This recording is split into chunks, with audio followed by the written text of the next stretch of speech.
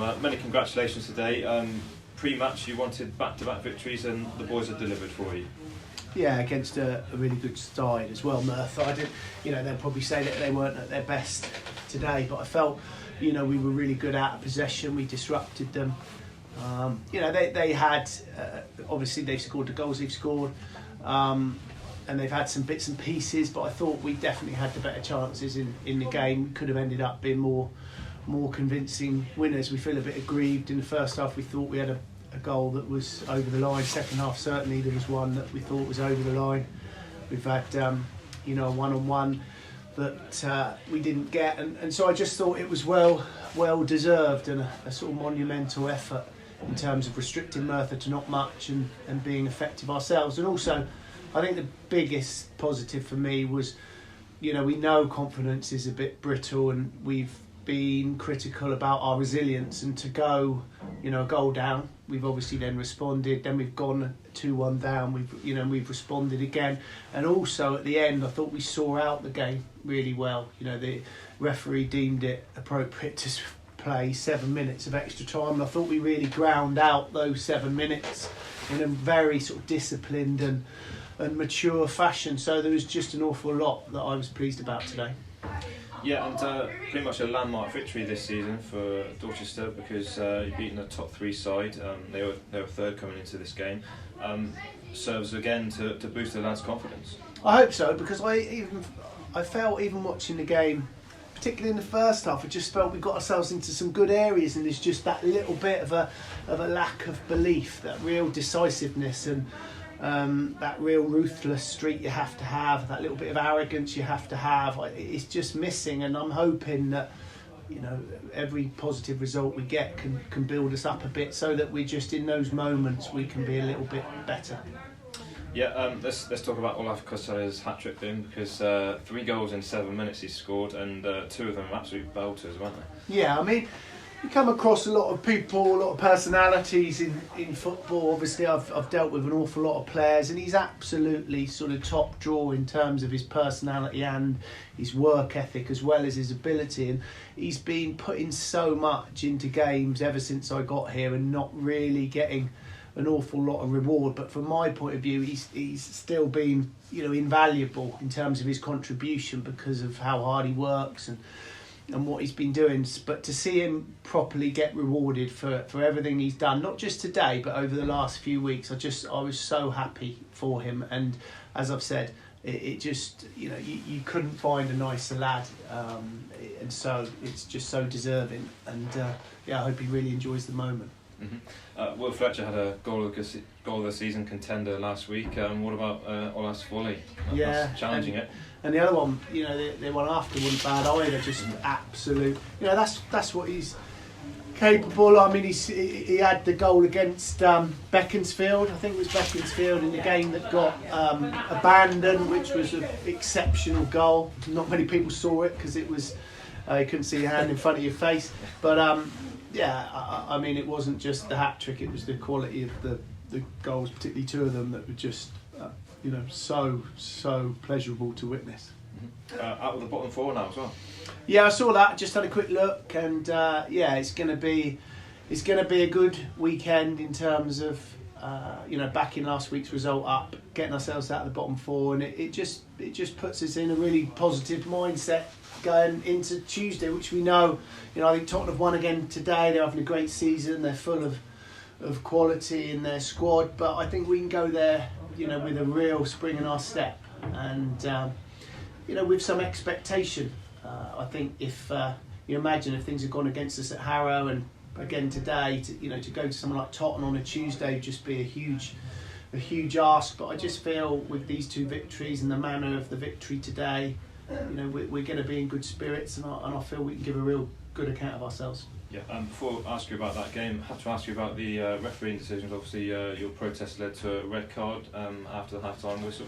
Yeah, I mean, it's an ignorance of the rules on my part, because I said to him, the photographer got a picture of the ball clearly over the line, so I was actually talking to the linesman. I just said that we've seen a still, one of the subs had seen a still image showing that the ball clearly crossed the line. And the referee, as soon as he heard me refer to the fact that I'd seen an image, said that I'm not allowed to mention technology in terms of questioning a decision that's based on my viewing technology. Well, I hadn't actually viewed it, someone else had, so I'm not sure whether that's strictly correct, but apparently the fact I simply referred to it means I have to have a red card, which, like I say, I've been doing this a long time.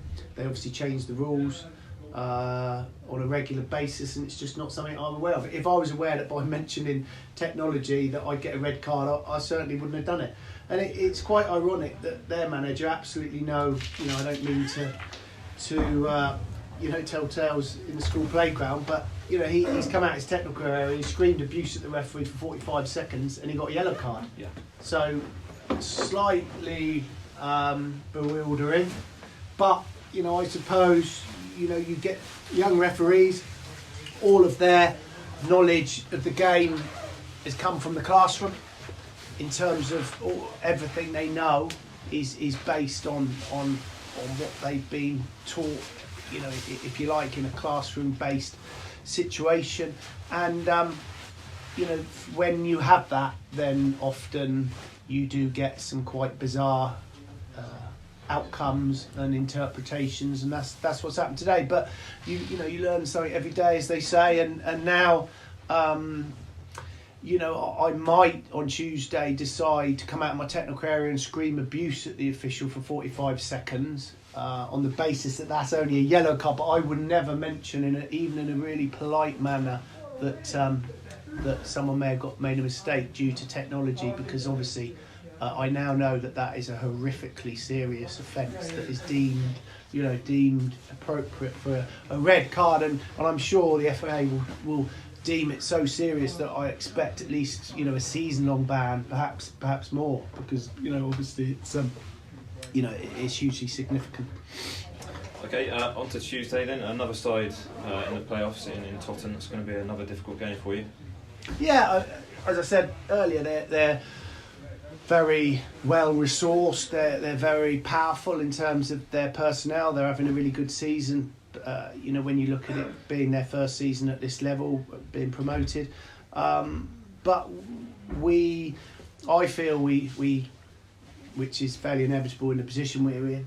Confidence hasn't been great, but having won 2 in a row, I just feel we are in a much better place, and I think now there's going to be a real anticipation and amongst the group in terms of really looking forward to the Tottenham match, whereas I think it would have been quite a daunting proposition, had we not managed to do what we've done in the last couple of games. So certainly a big challenge, but I think from what I can see of the group, it's one that they're going to really relish now.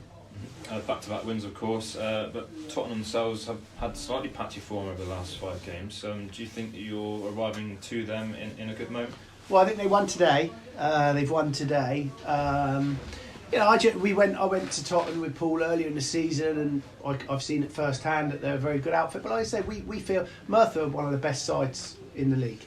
We're at home, but they're on a 4G, which they're obviously very comfortable with, and we were worthy winners. So, in very simple terms, if we can do what we did today against Merthyr, we can beat Tottenham away. That's for sure, and that's the mindset we're going to have.